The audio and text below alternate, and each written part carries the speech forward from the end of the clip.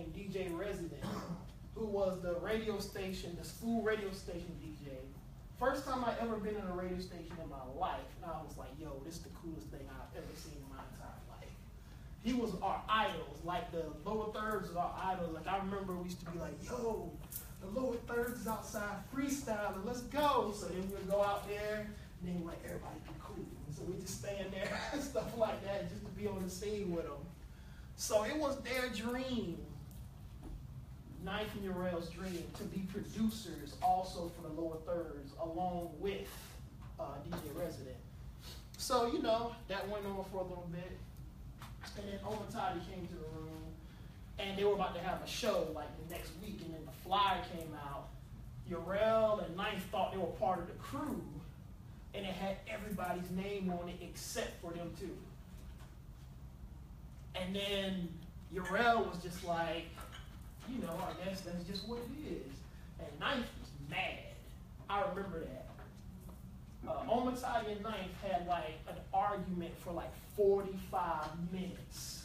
Like it got heated about like, yo, I thought we was part of the thing. It was like, y'all are like affiliates of the crew and stuff like that. And he was like, no, later with that. Like, no, we supposed to be. And he was like, either we didn't. And I was sitting on the bed, and I was like, why don't we just start our own crew? And then the argument kept on going. And I was like, yeah, we kind of could just start our own thing. So later on that day, nobody listened to me. 90 calls me and is like, yo, Comanche, I got an idea. Like, we're going to start our own crew. And I was like, okay, word. He was like, okay, it's going to be called the Justice League. And I was like, all right, then, that's cool. And he was like, everybody who comes to the studio, which was in a dorm room at NC State, that was where we first were recording as JL. They all in JL. And I was like, okay, that's cool, word. So we came to that idea. The funny thing about it is we never asked anybody else did they want to be in the crew. Like they just was because we said they was. And I remember we did a show.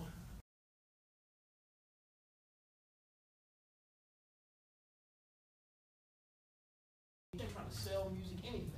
We just wanted people to listen just so we could bounce ideas off of them. And nobody would come. So then we just kept working on music.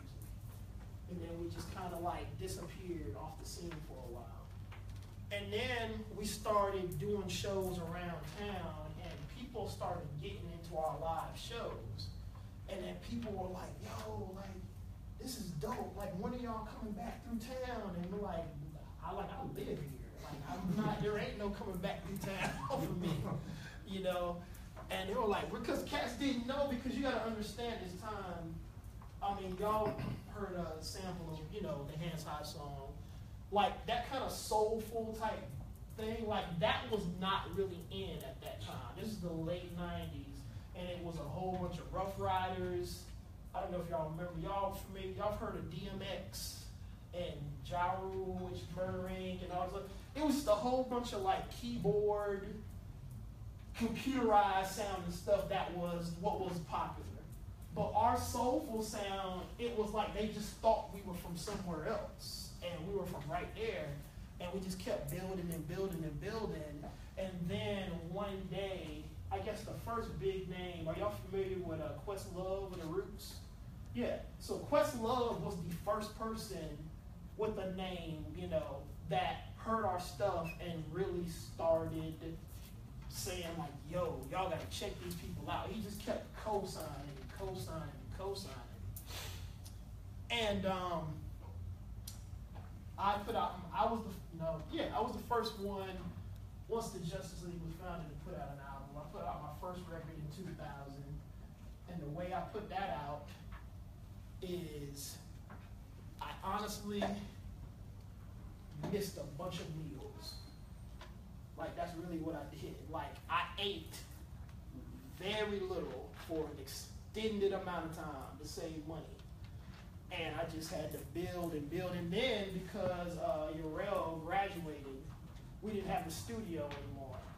So then I had to save up again and build a studio for us to record in. And that was like a lot of pressure. And I mean, I didn't know where it was going, but I was like, we got to be able to do this.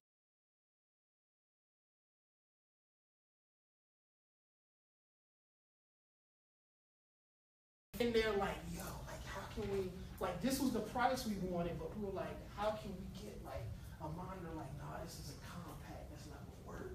This is a, so we were doing that. And it was somebody helping us and not even, like, correcting us. They was just like, yeah, you know, they just going along with it, not correcting us. So, of course, we're in there for hours trying to figure out how to make this work. It's like, yo, we really need to get this jumped off.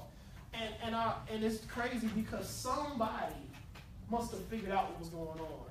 So they kind of just slid over to us like, hey, like, it doesn't matter what kind of monitor you have, it'll be cool. And then they just kind of slid off to the side. Like, and then finally we was like, oh, we got this computer. And then we went back, hooked up the studio, got our pirated software. And then just started, like, once again, and my studio is called Missy Ann Studios. The first studio was called 308 Studios. And we just built it, and we just started making songs again and again and again. And different, you know, and we just kept growing, doing shows. A group that, our most famous group in my crew was called Little Brothers, Knife, Fontaine, Pooh. They became a group by accident, by just, they made a song in my studio called Speed, and then they were just like, hey, let's just make some more songs together.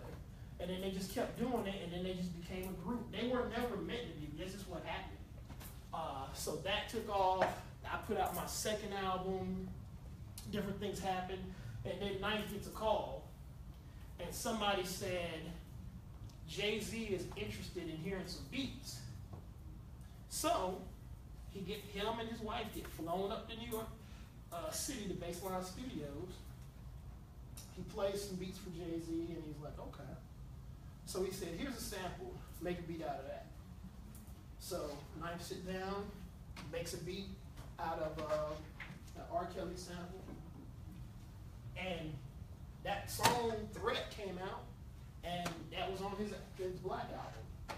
And it was like, after that, that really helped, you know what I'm saying, catapult the whole movement. And then I put out my third and fourth album. And then that's when actually I started touring around the United States, Canada, then overseas, a bunch of different countries and things like that. And it's weird because all of that started just, one, a lot because of an argument between Knife and Omatati. And then me and Knife decided to just start a crew. And we didn't really have like a plan. Everything we learned, so we didn't have like, you know, we didn't have a music industry there in Raleigh, so it was nobody to go to ask advice, things like that. We're just learning every day how to just make something happen or try to move up a step or whatever. And yeah, it's just crazy. And it's like now, even along with touring, doing things, doing stuff like this, you just never know what can happen when you really put your heart completely into something. And then it's a vulnerable thing because you don't know. You try something that's completely yours, you bare your soul, and then people are going to judge it how they're going to judge it. You know, so it's just one of those things, and that can go for anything any of y'all are doing. Put that effort into it, and it's like, you don't know what could happen with it. Yeah, it's crazy. Well, I want to open it up to you all. I know that you've got some good questions. So, anyone want to ask theirs? By the time you put out your third and fourth albums, was Ninth Wonder still making beats for those, or were you kind of doing it yourself, or what? Nah, he was. Me and him have been working together pretty much every album the same we always have. Okay. It's just the only difference now is before me and him were like, he and I were together doing the stuff, but he's so busy with all of this here and I'm so busy with all of this here, it's like I'll either holler at him or he'll send me something, and then if I'm able to work with it or whatever, or he'll already have sent me.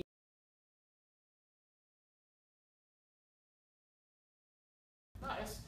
We still treat each other like neither of us have accomplished anything. Okay, so y'all still keep in contact? Oh yeah. Oh yeah, we've been best friends. Like my mom asked how he's doing. Yeah, like we've been best friends since '96. Yeah. Anybody else? Yes, sir. You mentioned that you toured internationally and stuff. How do you think other, like overseas, how do they perceive hip hop and appreciate it? There's the funny thing. Like the people and it varies from country to country. So when you leave here and go somewhere, which I advise everybody to do that as soon as you can. So, but we'll get to that, back to that in a second. It's like when you go and you really show respect by doing the very best performance and show and entertaining and be personable as you can, they really, really respect that. Because it's like, okay, the places I went was because my music got there first. And then, the promoter knew, okay, that demographic, there was enough fans of what you do to be able to, make the business happen. So when you go there and you show them respect and you kill it, they appreciate that. And it's like what that does, it just cements it. And you're talking about, like, sometimes you're performing for people that don't speak your language, but they feel that vibration. They feel that energy, and that vibration and that energy, that's universal. Like, we all feel it, you know what I'm saying? So, and here's another thing to add to that. See, we're used to thinking about things in a United States way. I know I'm from the Southeast, and probably a good amount of y'all are too. So you're used to being around, like, white folks, black folks, different, Latinos, and things like that. When you're in Poland, you're around Polish people, and that's it. Everybody's Polish and everybody's Catholic. That's it. Don't even ask. So, depending on where you are, maybe not Krakow or Vaslov, and I'm pronouncing that wrong, you are possibly, and then we're talking about for me, like I say, I'm in El Poland, I am the first black person they've seen with their own eyes in real life. Not on TV, not in something like, I am the very first one. And so you're walking down the street and everybody is looking at you. And I'm not even exaggerating this. Everybody is doing this, like everybody. And it's not out of, you can tell it's not out of racism or anything like that. It's straight up, they're just like, I'm seeing a black person with my own eyes. And then when I even did that show, the mayor of that city came into my show and then shook my hand and we talked and everything. And it was just like, thank you for coming here. Like, it's, I hope you enjoy our city. Like, it's like that. And you just get to see like love and respect through different cultures in a whole different way. So like leaving here changed me in ways that I didn't realize I was going to do. And I would say to anybody,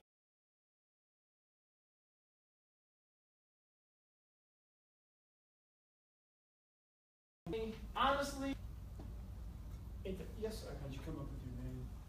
Oh, well, my name, that's a good question. So we got to go back to Spanish too. And in Spanish too, probably they still did it the same way that they did it when I was in high school for you guys, if y'all took you had to take a language. I'm talking about your college. Anyway, Cesar was the name that I was given because my name's Chris.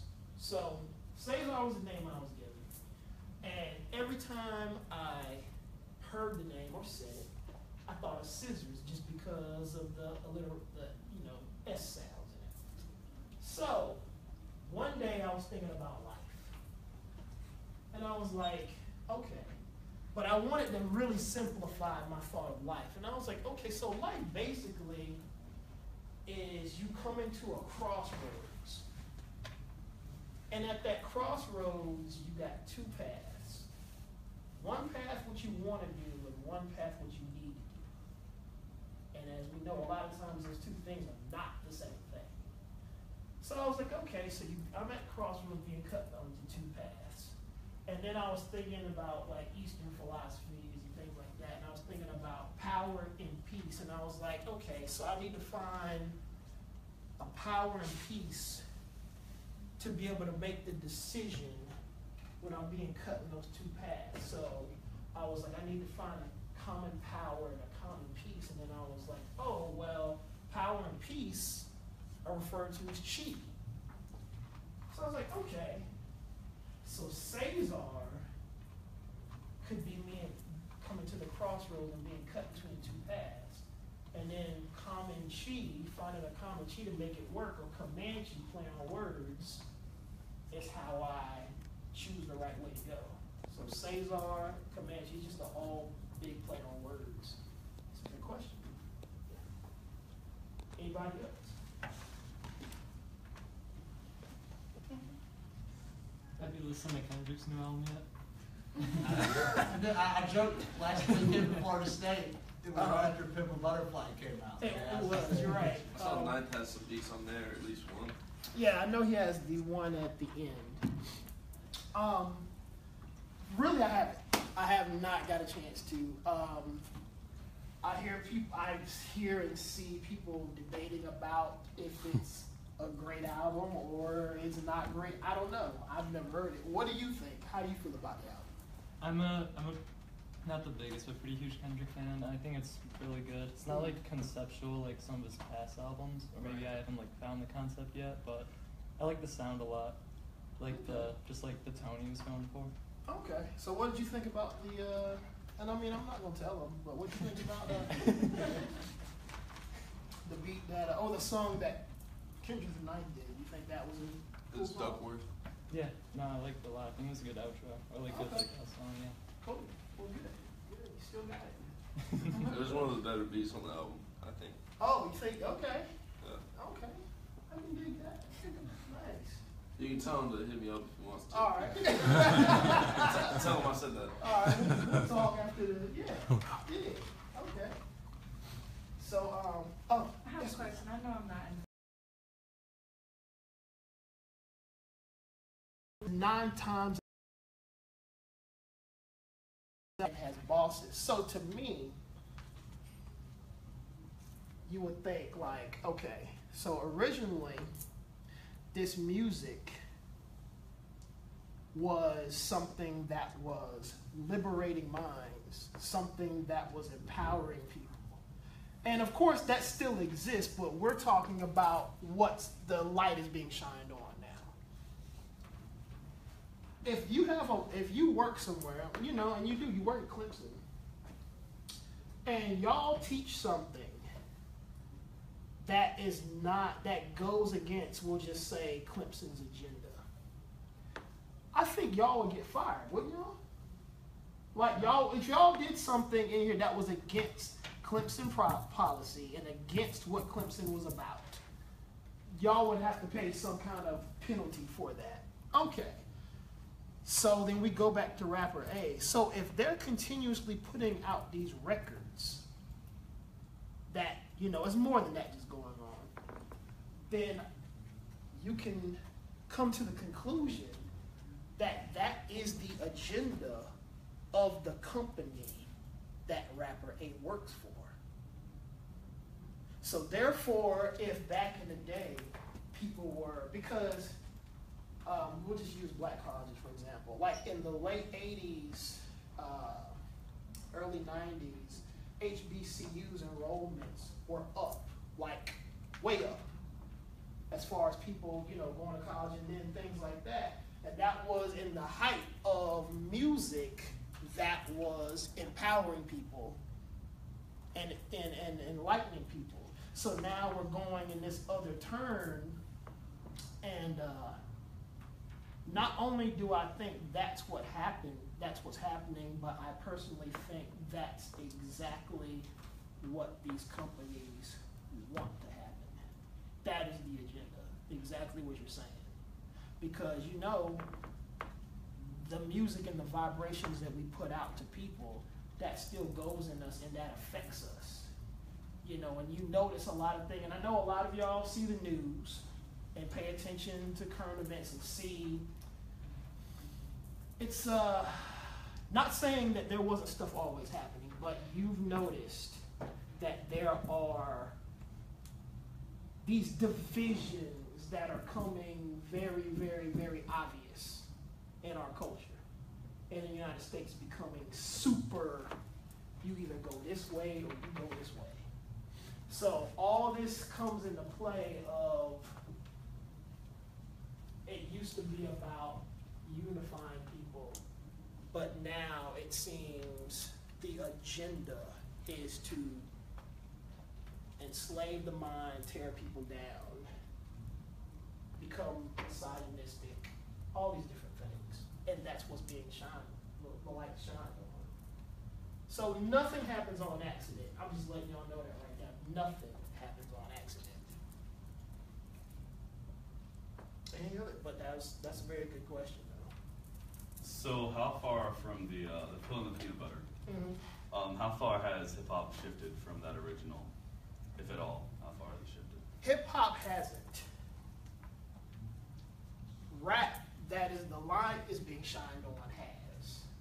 So and it's kind of hard, just because you rap does not mean you're part of hip hop culture.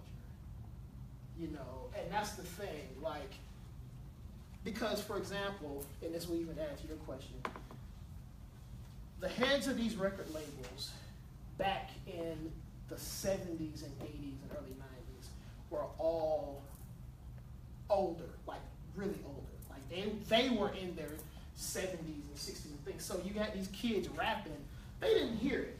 That was just oh, okay, this person does this rap stuff. That's what the kids like these days, whatever.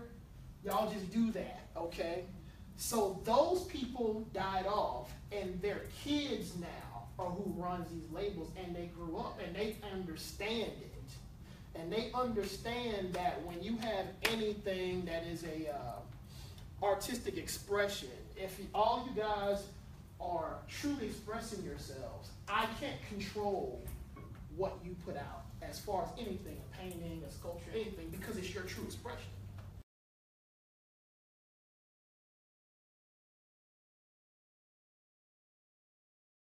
Other label does the same thing. You heard that song that they did? We need one of those for ours. So it's not anymore you guys even making a decision. Y'all are making what I'm telling you to make.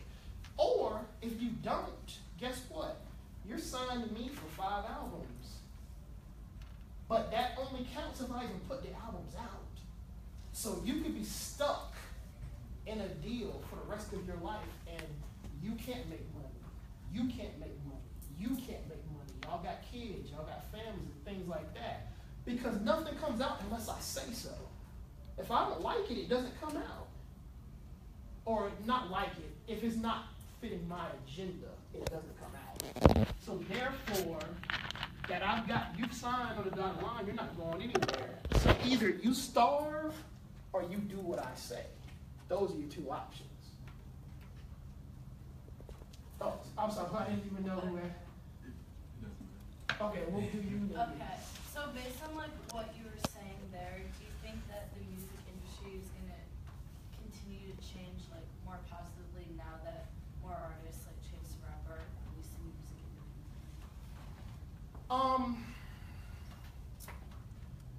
Not really. I don't, because I'll tell you why I don't think that. Because Chance the Rapper, for example, is somebody who, because I'm not like a hardcore familiar with his music, but I know exactly what you're talking about. So you have Chance the Rapper, okay? Correct me if I'm wrong, but isn't Chance the Rapper releasing his music for free? Right. So Chance the Rapper's not even in the business of selling music. Chance the Rapper, even though we all are, his whole your album right here. Like,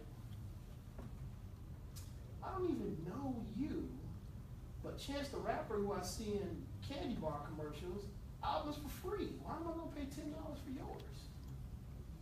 So therefore, now you are somebody just starting out, trying to get some, ground beneath your feet. Now it's harder for you to even sell albums, to even build your infrastructure. So me as Chance the Rapper, I have made a chess move to stop a lot of you independent artists from coming out. Because now I made it even harder for you to make a dime. But I'm good because I got corporate sponsors supplying. I don't need album money. You do. And you need album money because for you to get shows, for you to do these things, you need some type of proof that you have increased your equity.